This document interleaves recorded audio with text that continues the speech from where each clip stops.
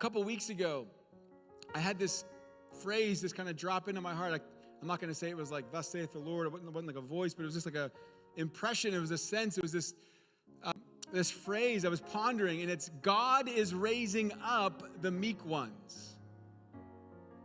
God is raising up the meek one. We hear a lot about, well, God is raising up, this generation of that, the Davids. God's raising up the Deborahs. God's raising up the fiery ones. God's raising up the wild ones. God's raising up. I think God is actually raising up the meek ones. The meek ones. What does that even mean? What does that word mean? I looked it up. I looked it up in the Greek. I looked it up in my study Bible. I looked it up. There was a word study in my study Bible. And here's part of what that definition said. For that word meek, the same word that was for meek, is the same word that was said of Jesus when he rode on the donkey going into Jerusalem on Palm, and we call Palm Sunday. Well, when he was riding on that donkey, it says, behold your king lowly and on a donkey. It's the same word, lowly and meek, same Greek word. And here's what it said. It says, a humility that is considerate, unassuming, gentle, mild, meek. A humility that is considerate, unassuming, gentle, mild, meek. There's a Bible dictionary, and part of the definition said this: the opposite of self-assertiveness and self-interest. That's what the word meek means. It's the opposite of self-assertiveness, the opposite of self-interest. I love the word unassuming. Look it up in the dictionary. Look up a couple dictionaries when you go home sometime this week.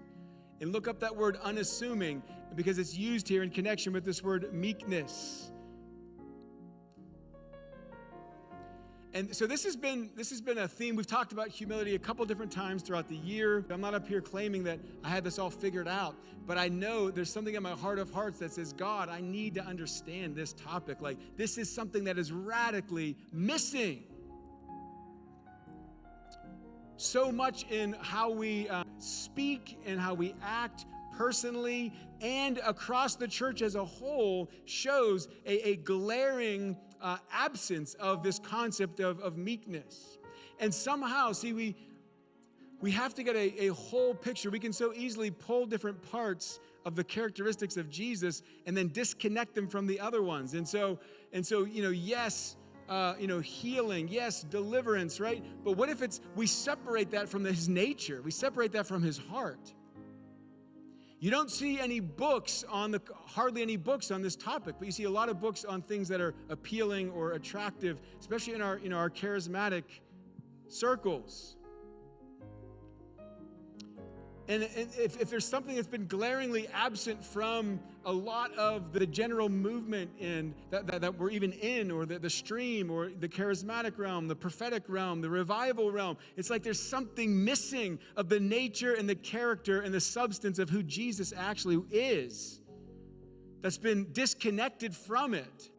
But this is something that I think has been a missing major component, right? I mean, there's such a desire in us to be seen. There's such a desire in us to be heard. There's such a desire in us to be validated, to be, all these things. Like we want all these things. When Jesus points us back to, blessed are the meek, the unassuming, the one who's not self-asserting, the one who's not self-promoting, the one who's not pushing their way in, the one who's waiting, trusting God, dependent on God. Not looking for praise from people, not looking for accolades or whatever it might be.